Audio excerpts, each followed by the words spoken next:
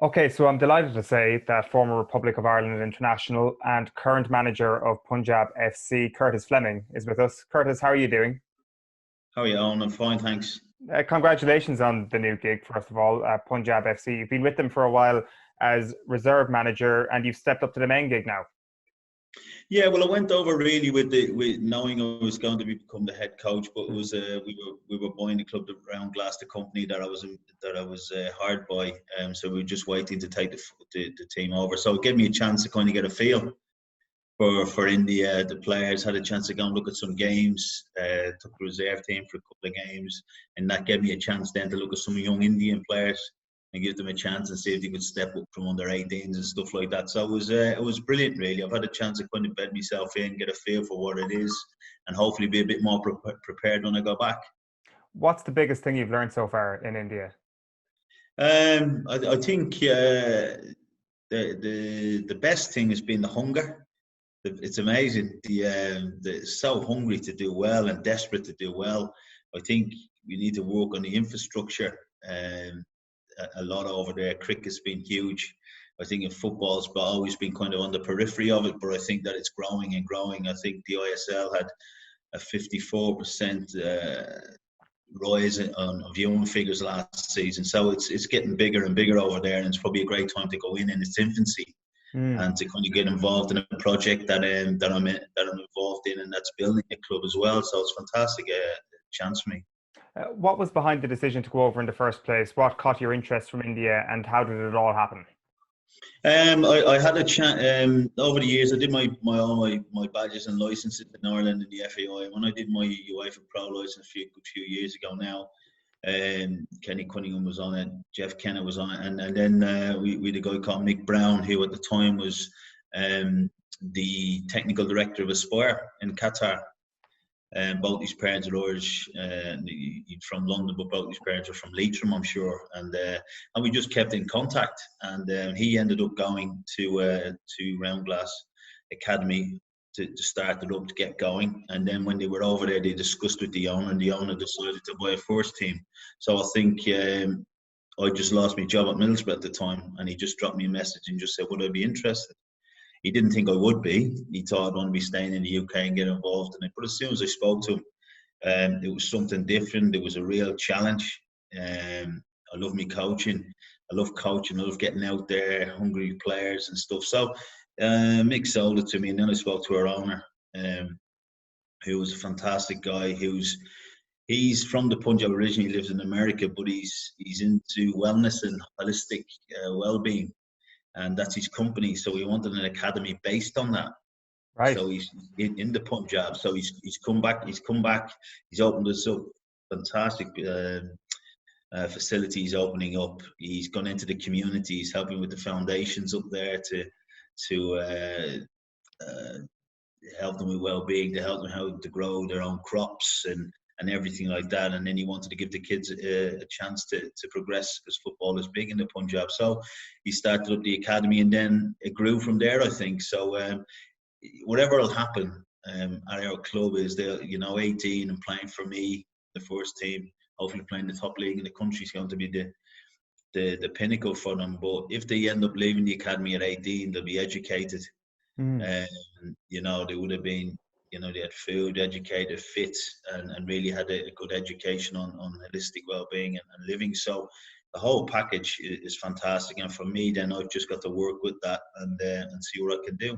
But it's a great challenge. Absolutely. It sounds like a lot of football clubs, a lot of academies around the world, with all the money that can be spent on academies around the world, could learn a lot from this sort of setup. I think it's unbelievable to integrate the two, isn't it? Yeah. And as you're saying, I could see you nodding there on, and you're thinking, when I went in, I'm thinking, how does this work and what do we do? But really, it's just, it's being happy in work. It's what can make you happy. It's your body. How's your body feeling? How's your mind feeling? And I don't care who you are, when you're going to work, that's what you want, isn't it? You want to be feeling as good as you can. You want to be educated in what makes you better. Whether you go down that route or not, you have the option. And you couldn't get educated in it. So and that's where he started from. And I thought, when I was looking at it, I want to play football with energy. I want to play football with energy. You want to be open. It's seems to be like, you know, the pressure of like, you have to win. And I've always wanted to play through the thirds. I've always wanted to open up and play. You want lads dropping in pockets and running over. I kind of want to stand there and be excited. I don't want to be standing there saying, I hope I win or I hope I don't. And I thought that this whole thing we're at to bring into them is that it's the football, yeah, it's huge, but it's the whole package. It's the whole package that you will get when you come to us. Is that going to inform, or has that informed your coaching philosophy anyway? The idea that, of course, the end product is always to win a game of football, but there are so many different facets in between that. And like at an academy level, that's obviously affecting lives in a positive way. At a more professional level, in a more cutthroat environment, it's probably more to do with entertainment, but I still think there's a huge value in that. I think you've hit the nail on the head there, and I think that it's unbelievable. I think over the years, I started my coaching pathway with Middlesbrough's Academy. I was there for 5 years. You got 13-year-olds and at 13, and then I ended up at 16, under 16 coach. And under 16 is when you've got the release kids. You've got the release kids that have probably been going there since they were 9 or 10, and you've got to say, you know, maybe this isn't it. But what I've always had is I always had the belief that I didn't go over to England until I was 22. And my pathway took me in a different way. I ended up working in a shop that maybe made me stronger. I played in the League of Ireland, which gave me a real good experience playing against Joe Hanrahan and, you know, really, really good top players, Terry Everson, you know, Paul McGee. So, you know, real good players. So when I went over, I was battle hardened and I was ready. And I just think that sometimes at 16 or at 18, we forget these lads. They're just gone. They're not going to be anything to us. You know what I mean? But they've given us 6 or 7 years of their life, you know. Sorry, and then they just go. And I just think there's so much in that we can bring into the game that's kind of a bit about, you know, we do care. What are you going after this? And I may see you again. You never know. And I think that's the huge opportunity for the League of Ireland now, isn't it? Looking at how cutthroat academies can be in Britain and seeing the opportunity for young footballers to develop, get a bit more battle hardened like you were in the League of Ireland at the start before going abroad or before going into a setup that would possibly spit you out if you went through the academy first off. So there's a lot in that. I just wanted to ask you, Curtis, like after Middlesbrough, did you apply for other jobs around Britain at the time, or once you saw this opportunity come up, did you think to yourself, right, I'm off?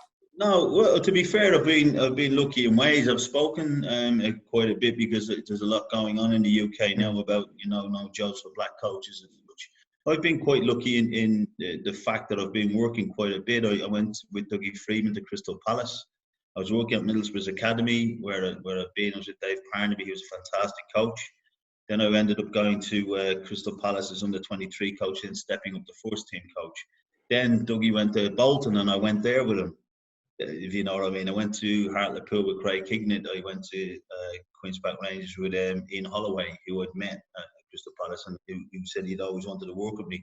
So I've been lucky in that way. At times when I have been out of work, I have put in for jobs.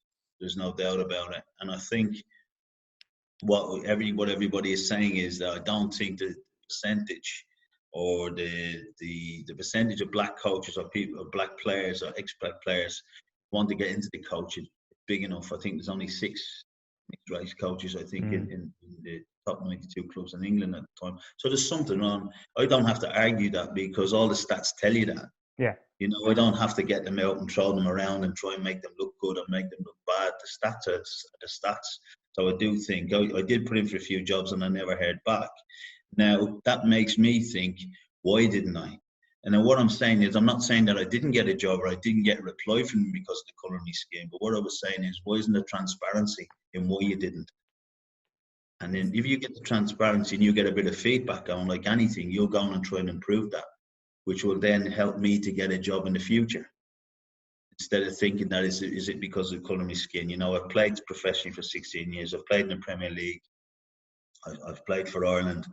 I've worked in a shop. I've got loads of different experience and different things that can help me. And then why didn't I get the job? I've got my pro license.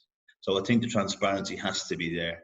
And I think that's for everybody when they're going into a job, as a lot of people have mentioned the Rooney Rule. Yeah. And at the start of the season, the EFL introduced that rule where you had to interview a BAME candidate for a vacant role. But that only applied when there was a short list of candidates produced. You could forego that by hiring somebody directly. So if you had Jose Mourinho headhunted, you could go for him straight away. That wouldn't exactly go for something that didn't have a short list. So Yes. it's not exactly a rule, is it? No, I don't think so. And again, I think it's brilliant because it's fantastic. People sometimes read a headline and don't read the facts. And you go, oh, that's great, but it's voluntary. That's the word that sums it up for me. It's a voluntary. So they brought it in and said, we can volunteer to go through this process. It's not you've got to go through this process. There's two sides of that. The one thing I would say is, what I'm saying is you don't have to let black coaches in. I'm not saying that you've got to have a black coach and say, come in. You mightn't have a black coach even comes or puts his CV in for the job. I'm not saying that the black coach should definitely get interviewed anyway if he just turns up. What I'm saying is that in one case, all the black coaches, I've done my pro licenses. I've coached at every level. I've worked hard. I've done my due diligence. I've worked on everything I've needed to do. So that should get me in the door at least even for an interview. What I'm saying is if you're going to go for an interview as a black coach, you've got to be educated in it. You know, to change things, we have to be educated. So you have to go in and say, yes, I have all my badges and I'm ready. And that's another stumbling block, that if someone's not going to give you a job because of the colour of your skin, it won't be because you haven't got the right qualifications, and it gets you through the door. And the only other thing I thought about was with the Rooney Rule, what it does do, it gives you a chance to get in front of the power brokers. It gives you a chance to sit down and experience that and talk about your beliefs, talk about your philosophies, talk about your experiences, and talk about what you see in the future. And I don't think there's enough black coaches or even feel the black coaches that they will get a chance to do that. They don't think they can even get through the door. And I think the Rooney Rule will let you get in the door, and then it's up to you. It's up to you to get to work your magic and win that kind of contract that you so much that you really want. It's not even a quota of jobs. It's an opportunity. It's fairness of opportunity. That's what it is. In terms of attitudes then, how do they need to change? We can talk about the Rooney Rule and how much that could do in terms of maybe forcing the hands of owners who may have inherently overlooked candidates from certain minorities. But when it comes to the attitudes of people towards BAME coaches, how difficult will that be to change in your view? I think at the end of the day, everybody has said it is improved in ways, but it hasn't improved quick enough. And I think if people say it's improved a little bit, it becomes complacent. And then when it becomes complacent, it becomes an excuse. Because complacency is an excuse. Complacency is, yeah, we're working hard and you wouldn't believe we're up 1%. And it gives you a chance then to not work. It gives you a chance to sit back and say, okay, we've made a difference. But have we made a real difference? So I think we've got to keep pushing on. The biggest thing I find and the biggest frustration for me is that I went to, and this is 5 years ago now, I went to the House of Commons and I give a personal testimony for show races and red card and a meeting with ex-players, school teachers, some MPs, and just talking about why I got involved in it, into show racing red card, and share some personal experiences. But what I heard when I was down there and we were talking about football, there was a meeting after and we were talking about football. The biggest mantra coming out of it was there's no jobs for young black coaches out there. And it annoyed me because I wanted to say, well, if we keep saying that, and I'm a young black coach listening to this, I'll go off and play snooker or I'll go off and do something else because you're telling me there isn't a chance for that.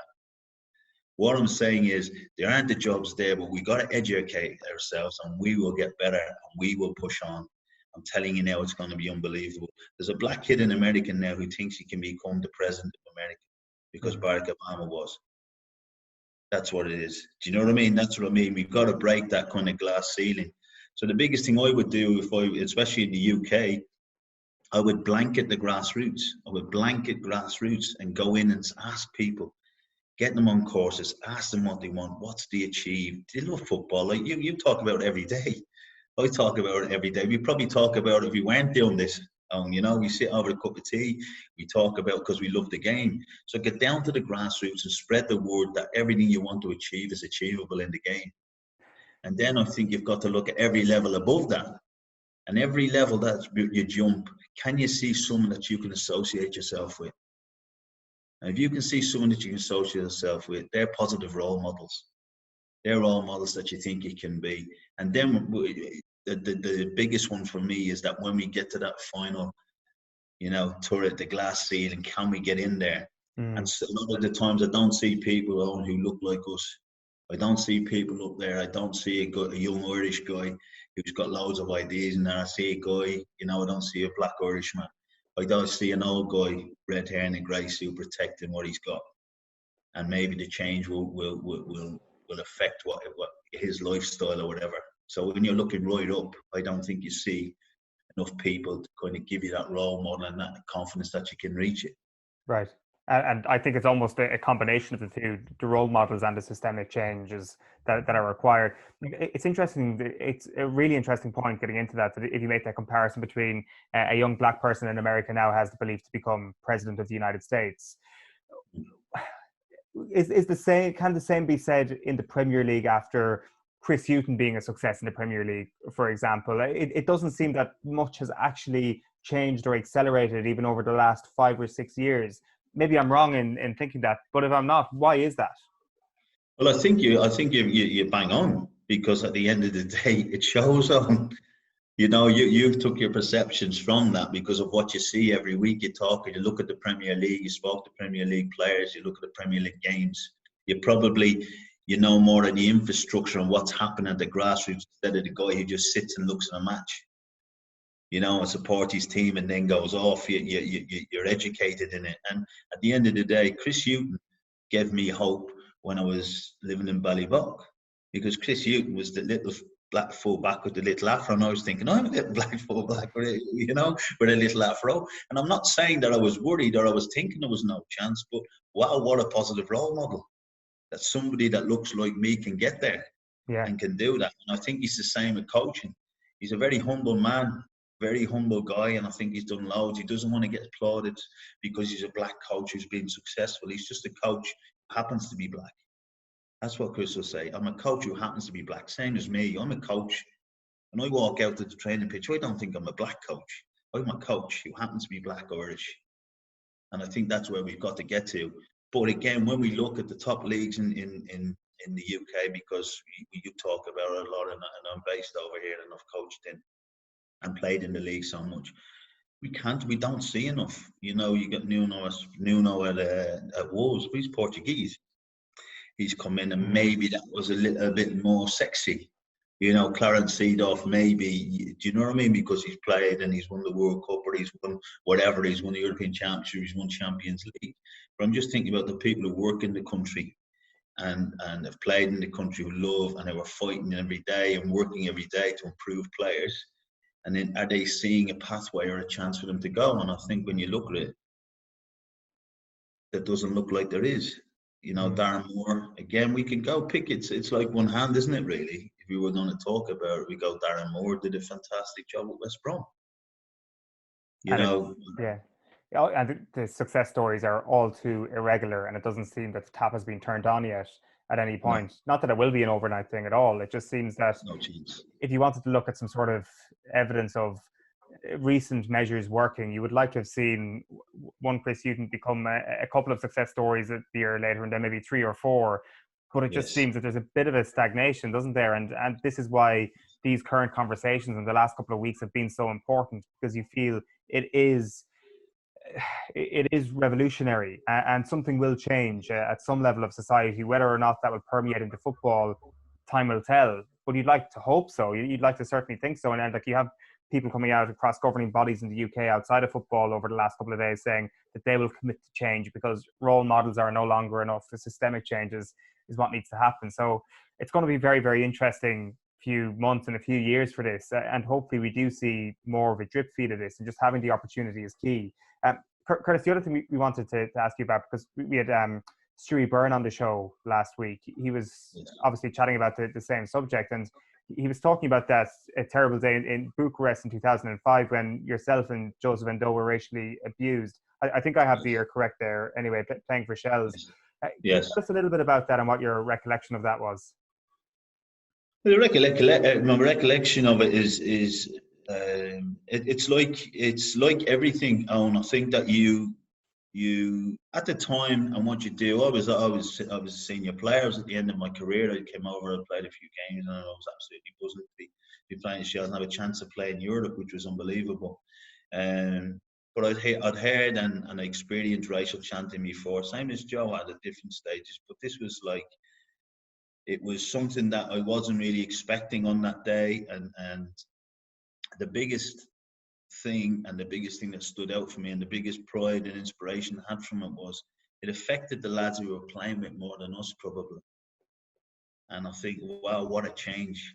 You know, instead of the old get on with it, lads, you're okay, you be grand, was like, this is unacceptable. You know, and you had guys who were thinking about it like Stewie Byrne and Little Wes, and you know, you had players who were like literally saying, this isn't right, this shouldn't happen like that. A guy has always said, I met a guy and he spoke, and we were at one of these meetings, and he said, sticks and stones will break my bones, but names will never hurt me. You know, we've all heard it as kids growing up, and we all go, oh, great. And I'm not having that. That's my biggest thing when I speak to kids and stuff. Names are like a little slash of a knife. Names are something that hurt you inside, to take a little bit of you away. And I think on that day when Joe was playing in this game, you're hearing monkey chants. Please don't tell me it doesn't affect you. Please don't tell me that you're 36 or 37 and it doesn't affect you. There's no doubt it does. But you have a coping mechanism that's come with probably experiences of through your life that you're going to help and that jump in and do that. What we've got to do is we've got to get black players in 10 years' time not thinking that never happened to them before. Why is this happening? Or it hasn't happened, or they haven't got to think about all the experiences of this that they've had to deal with. It was a horrible day, really. And the worst thing about it is it's a UEFA competition. It's huge. It's huge. I don't know if you remember when Bednar had Paddy Power shorts. I don't know. Do you remember Bednar pulled his shorts down? And I'm not going on a rant. I'm not going off on a different thing here now, talking about rants. But what I'll tell you is, I think he got fined €75,000 for doing that by the league or whoever it was, with his UEFA. In that same week, they unfurled a monkey banner at Atalanta. With a picture of an ape on it and bananas, and racially abused the black players playing, and they got fined €6,000. So you're thinking, hold on a minute. So it doesn't matter where you are, where you're playing, or what your thoughts are. If you look at that again, numbers, statistics, facts show that it's worse to pull your shorts down a fraction, so you show a waistband, or 20,000 people do monkey chants, you get bananas thrown them or stuff like that. So I think then it goes back to the guys in the big castles in UEFA and FIFA and not stepping down. Nothing really happened after that. It was reported in the Irish press and then forgotten about. And I think now the way we're going, as you said, there's a sea change. And I think that things like that won't be acceptable now. They'll still happen. There's no doubt about it. There's no doubt about it. Will I? You know, we'll read about it as soon as it starts again. As soon as the games start again and the crowds are back in around the world, around Europe, we'll hear about it. But we're hoping that we're going to slowly try and get that venom and the poisonous kind of talk out of our football stadiums. And then I think in football stadiums, we always say it's a cross-section of society. It's a small, it's a combined real cross-section of society. So it's 30 or 40,000 people from every walk of life, every nationality. And if we make it acceptable in there, that means it's acceptable in society. Did you ever get racially abused anywhere that wasn't abroad? If you were like going away with Chelsea to somewhere like Bucharest, like I think we're often very quick to point a finger at places in far-flung places. We're looking at Eastern Europe, Central Europe, and saying that that's where all the racists are, and none of them are at home. And maybe we don't ever experience the outward racist on that level, where you've got a monkey banner and horrific displays of abuse from a huge cohort of fans in a stadium. But at home in the League of Ireland, was it ever something that you experienced? Well, I think in the first few seasons of playing the League of Ireland, there's no doubt you heard it. I was 18, 19. Brian had given me a chance to play in the League of Ireland. We played away in a few games. There's no doubt, you heard your Black B or this or that. I go back to where you come from and stuff like that, and you heard it. But again, we had a very, very close knit group of lads who you'll know, and you'll know them now. They're good men, Pat Fenlon, Damien Bourne, John McDonnell, Pat Kelch, Mark Ennis. We've so many, we've real good crew of guys who kind of said to me, but again, some of the stuff that was said to you was acceptable. People were laughing at it instead of getting, they were going, "Well done, Jimmy, that's a good one," or whatever and stuff like that. And you think, hold on a minute, how is that? But at the time, you're inexperienced. You don't know. You just think that's the way it is. You go to another game at the same place. You don't know. Playing full back doesn't help, because you've got to go straight up to you've got to grab the ball against the fence to take a throw in. If it goes out, there's no ball boys or whatever, and you're getting it. So there's no doubt it's happened to me in the League of Ireland. It happened to me. The one that really stands out to me, I always remember, was, and it's a real, I'm 51 now, and it was going from Ballybock down to Sean McDermott Street to the Bats, and anyone knows there, they'll know it. So some of the lads are biking, some of the lads were just walking along. I was only a kid, so I think it must have been only about 10 or 12, really. And you go down the Bats and you had your 10p and you go to Mary's and buy some chips. Happy days. So off you went. And Mary's was great because you could get 2p worth of chips or 3, you know what I mean? It wasn't like a bag. It was like whatever you had, she would give you the chips. Do you know what I mean? So she'd give us a penny's worth. And then if she felt sorry for you, she'd load them up. Do you know what I mean? Or, if she was struggling that day, you might get one chip. But that was it. That was our walk. And I just remember, and I don't know why, and I don't know how it's kind of stayed to me. But as we've gone over the bridge, then now just you go over the Tolka, I think it was the canal, the Grand. It wasn't the Tolka, it was the Grand Canal. I don't know. And you look up, you can see Crow Park. So as you walk over, as I just walked over, just walking down, and this fella was coming up. I always remember a large-sized man, carrying a picture. He kind of a woolly hat on. And as we were walking, he just kind of veered a little bit as I was walking, and he went, "You effing black thing, go back to your own." And I was like, wow. And it really shook me. I was only a kid. I'm thinking this adult is saying that, and the lads were looking, going, "Man," and doing all this and stuff, and went. And it's something that's always stuck with me, because that was kind of a fear of probably the realization that you're different. Because I literally grew up. I was the only black kid in the football team, the only black lad in school, other than my brother when he came, and all my mates. So I never really thought of anything. I didn't think, my mother, was a white Irish woman, so and who brought us up alone as a single parent. So that's it was it. But I just remember that time walking across, and that gave me a real shunt. That gave me a real wow. Afraid of an adult saying something like that. And I always think now, what was his mentality? Why did he say that?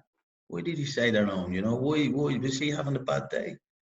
Was he, do you know what I mean? Is that his thoughts or what it is? But the effect he had on me is that 40 years later, you can still remember. Yeah. You know what I mean? So I think it's a weird thing, and they're little things. So again, I get fed up with people saying, you're throwing the black card, the race card, the this and that. I've had a good life. I've got 3 beautiful daughters, and I don't want any of them to have to deal with anything to do with the color of their skin. And this is a really interesting thing now about your daughters, or how society is at the moment. I would like to think that the volume of people who would outwardly racially abuse somebody, like happened to you when you were 11 years old, I'd like to think that volume of people has diminished a small bit. Those people will always exist. I wonder, when it comes to kind of a more insidious level, when it comes to racism in this country and in Britain, Curtis, about the attitudes people show, because we had Gina Akpa-Moses, the Irish sprinter, on a couple of weeks ago, and she kind of mentioned that she would be questioned about, but where are you really from? Or she would be particularly criticised when she's representing Ireland in social media comments. And those sort of really nasty comments that are outwardly racist, don't get me wrong, yes, but have perhaps the less of a violent touch, as happened to you when you were 11 years old. My worry is that there is still a lot of this in society. There's no doubt about it, but I think it has to be education too. Mm. I think that people think sometimes it's acceptable to ask these questions. You know, people say to me if I'm walking in Dublin, get yourself back to where you live. And I'm like, I'm from Ballyball, I just live down the road. Do you want me to go there?